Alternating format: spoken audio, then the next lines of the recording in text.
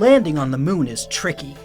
A spacecraft can go as fast as 13,000 miles per hour on its way to the moon, so it needs to slow down a lot. But in space, there is no friction, which means scientists must come up with the other ideas for spacecrafts to hit the brakes. One method is firing small rockets in the opposite direction the spacecraft is moving. This creates a push that will slow the rocket down. Once the lander enters the atmosphere, air resistance comes into effect, and parachutes can be deployed to slow the spacecraft down even further. The spacecraft needs to land as gently as possible. It has living astronauts inside, not crash test dummies. Shock absorbers are designed to absorb the energy of an impact. When you jump off a high step, you bend your back and knees when you land. That's because they're your body's natural shock absorbers. Springs are also a good shock absorber. So are soft things, like mini pom-poms. We challenge you to design and build a landing craft with enough shock absorption to protect one astronaut when they land.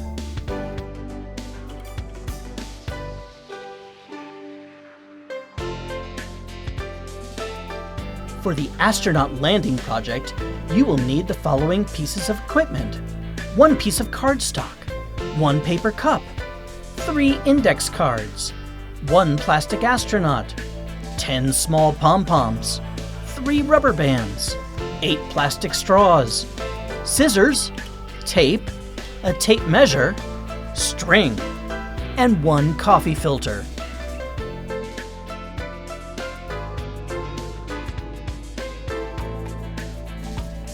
Think about how to build a spacecraft that can absorb the shock of a landing so that the astronaut will safely stay inside the cabin. What kind of shock absorber can you make from these materials that can help soften a landing? How will you make sure the lander doesn't tip over or fall too fast from the air? Think about how to build a spacecraft that can absorb the shock of a landing so that the astronaut will safely stay inside the cabin. What kind of shock absorber can you make from these materials that can help soften a landing? How will you make sure the lander doesn't tip over or fall too fast through the air?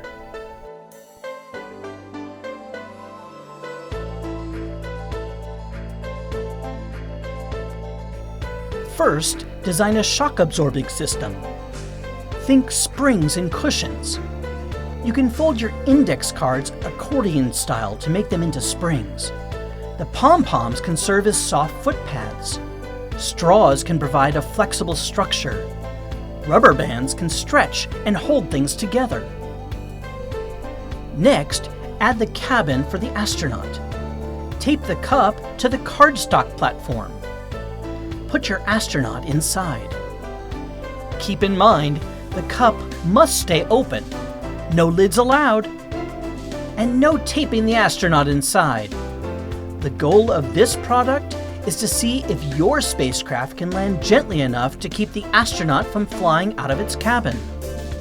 Finally, once your lander is put together, add the parachute.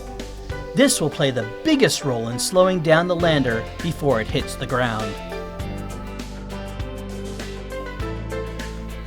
Are you ready to test? Drop your lander from a height of 1 foot. If the astronaut bounces out, you'll need to figure out ways to improve your design. Think about what might have gone wrong. For example, if your lander tips over as it falls through the air, make sure it is level when you release it. Also, check that the cup is centered on the cardboard. Finally, check that the weight is evenly distributed. If your astronaut bounces out of the cup, add soft pads or change the number of positions of the shock absorbers. From there, take it higher. Drop your lander from 2 feet high, and then 3 feet high, and then even higher still.